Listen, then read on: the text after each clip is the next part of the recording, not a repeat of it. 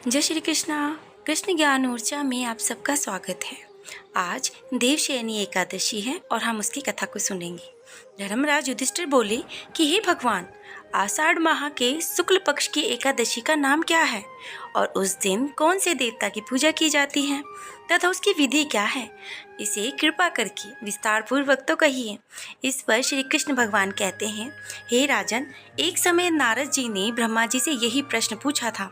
तब ब्रह्मा जी बोले कि हे नारद, इस एकादशी का नाम है पद्मा। इसका व्रत करने से भगवान विष्णु प्रसन्न होते हैं। मैं यहाँ एक पौराणिक कथा तुमसे कहता हूँ, तुम इसे ध्यानपूर्वक सुनना। सूर्यवंशी मानधाता नाम का एक राजश्री था। उस समय उस राजा के राज्य में 3 वर्ष तक जल बिल्कुल भी नहीं बरसा। अब जिसे राज्य में अकाल पड़ गया, प्रजा अन्न की कमी के कारण अत्यंत दुखी रहने लगी।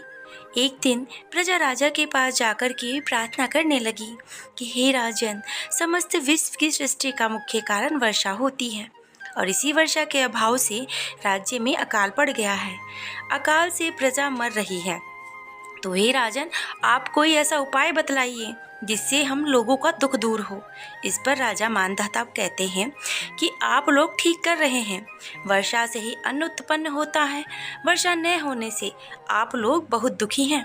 राजा के पापों के कारण ही प्रजा को दुख भोगना पड़ता है। मैं बहुत सोच विचार कर रहा हूँ, फिर भी मुझे अपना कोई दोष दिखाई नहीं दे रहा है। मैं आप लोगों के दुख को दूर करने के लिए बहुत ज़्यादा प्रयत्न कर रहा हूँ। ऐसा कहकर राजा मानधाता भगवान की पूजा करके कुछ मुख्य आदमियों को साथ लेकर वन को चल दिए। वहां पर ऋषियों के आश्रम में घूमते घूमते अंत में ब्रह्मा के पुत्र अंगिरा ऋषि के पास जा पहुंचे। वहां मुनि अभी नित्य क्रम से निवृत्त हुए थे। राजा ने उनके सम्मुख प्रणाम किया और मुनि के आशीर्वाद देकर बोला कि हे राजन, आप कुशल पूर्वक तो हैं तथा आपकी प्रजा भी कुशल पूर्वक होगी। आप यहाँ इस समय कैसे पधारे, सो विस्तार पूर्वक कहिए। राजा कहते हैं कि हे महर्षि, मेरे राज्य में 3 वर्ष से वर्षा नहीं हो रही है, इससे अकाल पड़ गया है और प्रजा महान दुख को भोग रही है। प्रजा के कष्ट को ही दूर करने के लिए मुझे कोई उपाय बतलाइए। इस पर वह ऋषि बोले, हे राजन, जब सतयुग सब युग में श्रेष्ठ है, इसमें धर्म के चारों चरण सम्मिलित हैं, अर्थात इस युग में धर्म की सबसे बड़ी उन्नति होती है। इस युग में ब्राह्मणों के तपस्या करना, वेद पाठ करना मुख्य अधिकार होता है, परंतु आपके राज्य में एक शूद्र इस युग में भी तपस्या कर रहा है और इसी दोष के कारण आपके राज्य में वर्षा नहीं हो रही है। यदि आप भला चाहते हैं प्रजा का, तो शूद्र को मार डालिए। इस पर राजा कहते हैं कि हे मुनिवर, मैं उस निरपराध तपस्या करने वाले शूद्र को नहीं मार सकता। आप इस दोष से छूटने का हमें कोई अन्य उपाय बतलाइए। तो ऋषि कहते हैं, हे राजन, यदि तुम ऐसा ही चाहते हो तो आषाढ़ मास के शुक्ल पक्ष की पद्मना नाम की एकादशी का विधि पूर्वक व्रत करो। इस व्रत के प्रभाव से तुम्हारे राज्य में वर्षा भी होगी और प्रजा भी सुखी रहेगी, क्योंकि इस एकादशी का व्रत सब सिद्धियों को देने वाला है, समस्त उपद्रवों को शांत करने वाला है। इस एकादशी का व्रत तुम अपनी प्रजा, सेवक, मंत्रियों सहित करना। वह मुनि के वचनों को सुनकर के राजा अपने नगर को वापस आया और उसने विधि पूर्वक पद्मा एकादशी का व्रत किया।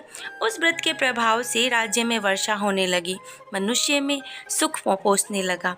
अब इसीलिए कहते हैं कि यह व्रत सबको करना चाहिए। यह व्रत लोक में, भोग में और परलोक में मुक्ति देने वाला होता है। इसकी कथा पढ़ने और सुनने से मनुष्य के सारे पाप स्वतः ही नष्ट हो जाते हैं। इस एकादशी को देवशयनी एकादशी भी कहते हैं और इस व्रत को करने से विष्णु भगवान प्रसन्न होते हैं और अंत में मोक्ष की प्राप्ति के लिए मनुष्य को यह व्रत करना चाहिए। चातुर्मास्य व्रत भी इसी एकादशी के व्रत से प्रारंभ हो जाता है। जो भी करना चाहते हैं वो इसी एकादशी से इस चातुर्मास्य व्रत को प्रारंभ करें। कथा सुनना चाहते हैं तो वो भी हमारे चैनल पे आपको मिल जाएगी। इस कथा का सार यही है कि अपनी किसी भी समस्या से छुटकारा पाने के लिए हमें कभी भी किसी दूसरे का अहित नहीं करना चाहिए।